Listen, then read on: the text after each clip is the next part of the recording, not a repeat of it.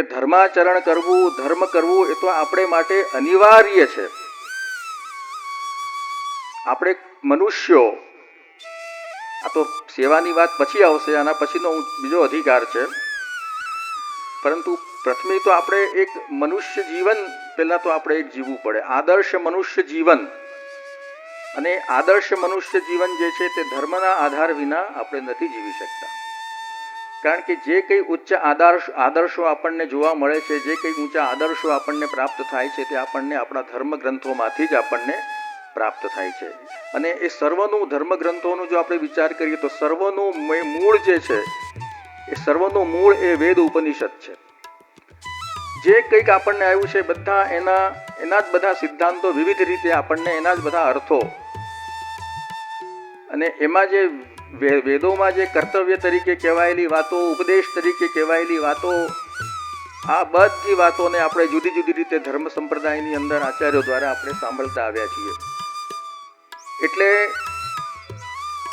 પ્રભુનો પણ સ્વભાવ કેવો છે કે આપણને કહેવામાં આવ્યું છે કે આત્મકલ્યાણને માટે શાસ્ત્રમાં મુખ્યત્વે 3 માર્ગ બતાવ્યા છે. જ્ઞાનમ કર્મ ચ ભક્તિશ્ચ નોપાયોન્યોસ્તિ કરિચિત. આના સિવાય બીજો કોઈ ઉપાય જ નથી. જ્ઞાન માર્ગનું યા તો આશ્રય કરો, યા તો કર્મ માર્ગનું આશ્રય કરો, યા તો ભક્તિ માર્ગનું આશ્રય કરો.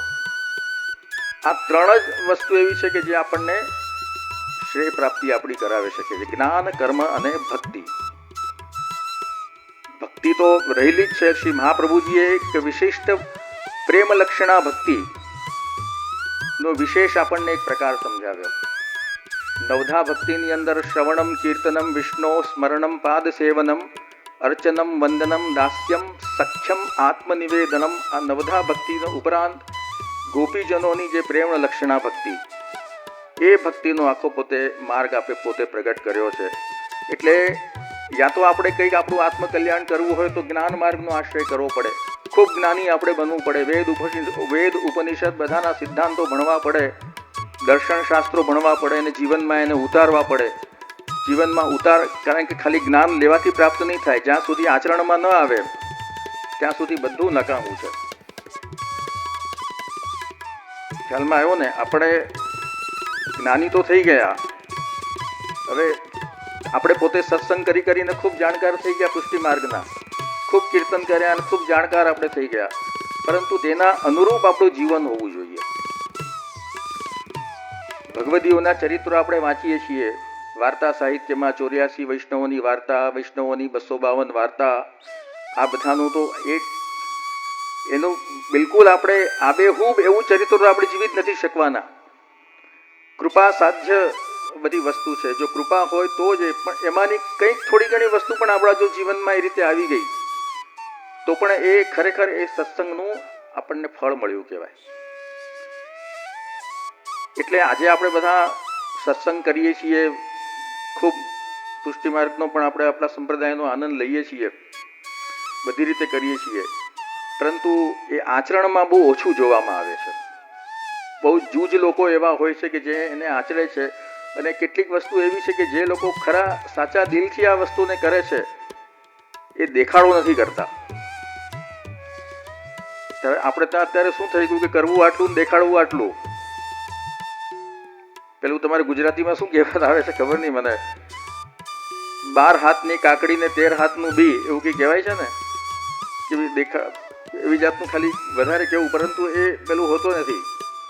બધું જ બધું કરવું, પણ આપણે અંદરથી ઠાલમ ઠેલા છીએ.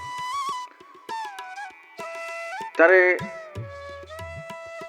યા તો જ્ઞાન માર્ગનું આપણે આશ્રય કરી શકીએ, યા તો કર્મ માર્ગની અંદર કર્મકાંડ આવે, યજ્ઞ યાગાદિ કરો, આ બધું કરો, યા તો પછી જે ભક્તિ બતાવેલી છે સીધી રીતની મર્યાદા માર્ગીય ભક્તિ, કે જે રીતના ભાગવત વગેરેની અંદર પણ એ રીતનું પણ જો આપણે કરીએ તો પણ આપણો આત્મોદ્ધાર થઈ શકે છે. પરંતુ પ્રભુનો સ્વભાવ કેવો છે? શું પ્રભુ એવા જીવો પર જ કૃપા કરે છે કે જે ખૂબ જ્ઞાન પામેલો છે, જેને ખૂબ જ્ઞાન મેળવ્યું છે? શું ભગવાન એના ઉપર જ કૃપા કરે? જેને ખૂબ કર્મ કર્યા છે, યજ્ઞ યાગાદિક ધાર્મિક બધા ખૂબ કર્મ કર્યા છે, તો શું ભગવાન એના ઉપર જ કૃપા કરે? અથવા તો જે ખૂબ ભક્તિ કરે છે, ખૂબ ભગવાન નામ લે છે, તો શું એના ઉપર જ કૃપા કરે ભગવાન? આપણે એવું સમજી બેઠા છે કે આવું કરવાથી જ પ્રભુ કૃપા કરે છે, આવું કરવાથી જ આપણે કર્યું, પરંતુ પ્રભુનો સ્વભાવ એ આપણને ઉપનિષદ સમજાવે છે કે એવું નથી. ભગવાન પોતે જ્યારે પણ જેની જે વખતે જ્યારે ઈચ્છા કરે તેના ઉપર પોતે કૃપા કરી શકે છે. આપણે કોઈ પણ આપણા કર્મથી પ્રભુને બંધનમાં રાખી શકતા નથી કે પ્રભુ એ રીતે બંધાતા પણ નથી. જો આપણે સર્વવ્યાપક ભગવાનને ગણતા હોય ને એ રીતનું જો મહાત્મ્ય હોય તો ભગવાન એ નિરંકુશ છે, કોઈના પણ આપણા કોઈના વશમાં નથી. એટલે ઉપનિષદ પણ કહે છે કે યમે વૈશ્ય વૃણુતે તેન લભ્યઃ ન અયમ આત્મા એટલે કે પરમાત્મા પ્રવચનેન લભ્યઃ ન મેધયા ન બહુના શ્રુતેન, કે બહુ વિદ્યાર્જન કરવાથી કે બહુ સ્વાધ્યાય કરવાથી કે બહુ એનાથી પણ પ્રભુ નથી મળતા. તો કોને મળે છે કે યમે વૈશ્ય વૃણુતે તેન લભ્યઃ. ભગવાન પોતે સ્વયં સામે ચાલીને જે જીવનું આત્મીયતા પૂર્વકનું એના પ્રત્યે એક આત્મીયતા ભાવ દાખીને એનું જ્યારે વર્ણન કરે છે ત્યારે ભગવાન એની કોઈ બીજી યોગ્યતા જોતા જ નથી કે આ કેટલો ભણેલો છે કે કેટલો જ્ઞાની છે કે કેટલા જપ કર્યા છે કે કેટલા તપ કર્યા છે કે કેટલા દાન કર્યા છે કે કેટલા પુણ્ય કર્યા છે. મારે આના ઉપર કૃપા કરવી જ છે, બસ એટલે કૃપા કરી દીધી, એનું કોઈ બીજું કોઈ એ પેલું નથી. આ વસ્તુ શ્રી મહાપ્રભુજી સમજાવી છે. એનાથી આપણે પેલું એવું નથી સમજવાનું કે હવે આપણે બધા નિષ્ક્રિય થઈ જવાનું છે, એમ આપણે બધું કશું કરવાનું નથી, એનો એવો તાત્પર્ય નથી. પરંતુ ભગવાનની જે પુષ્ટિ જે છે, પુષ્ટિ, આપણે બધા પુષ્ટિ માર્ગના અનુયાયીઓ છીએ, ખરું ને? આપણો માર્ગ, આપણો સંપ્રદાય પુષ્ટિ ભક્તિ માર્ગ છે. તો આ પુષ્ટિ શું છે? શા માટે શ્રી મહાપ્રભુજીએ આ માર્ગનું નામ પુષ્ટિ રાખ્યું? તો પુષ્ટિનો અર્થ જ થાય છે કે કૃપા. પુષ્ટિ એટલે બીજું કોઈ એનો અર્થ નથી. પુષ્ટિનો એક જ અર્થ છે, પુષ્ટિ એટલે કૃપા, પુષ્ટિ એટલે અનુગ્રહ. શ્રી ભાગવતની અંદર સ્પષ્ટ કીધું છે કે કારણ કે ભાગવતમાં પ્રભુની 10 પ્રકારની લીલાઓનું વર્ણન થયું ને, તેમાં એક પુષ્ટિ લીલા પણ છે 6ઠ્ઠા સ્કંદની.